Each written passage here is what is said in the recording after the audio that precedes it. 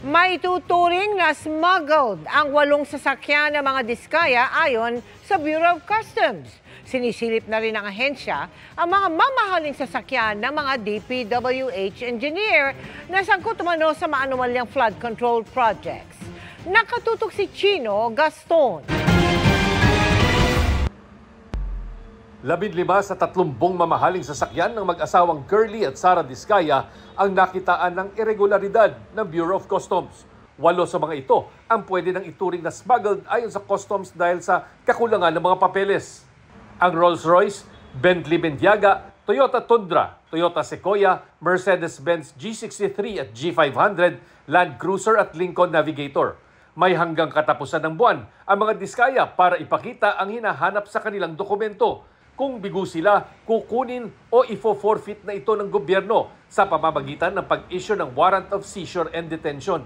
Yung burden of proof, kanila pa yon. Kailangan patunayan nila sa amin na tama ang kanilang pinagbayaran sa 8. Walang import entry at walang certificate of payment. Kung meron po silang dokumento na kailangan pa makita, magkukumply ho kami. Tataliban po tayo parate para wala akong gusot.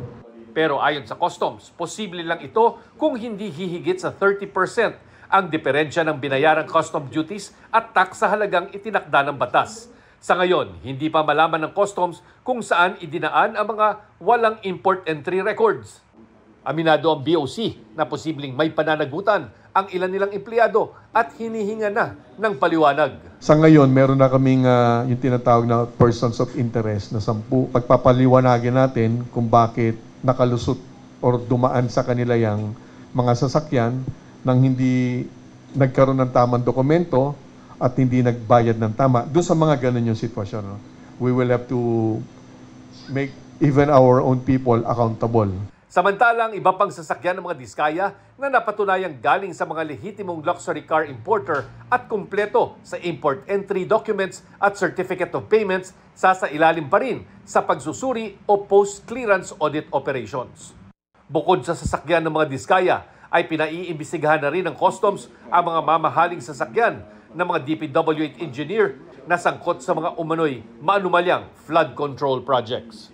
Para sa GMA Integrated News, Chino Gaston, nakatutok, 24 oras.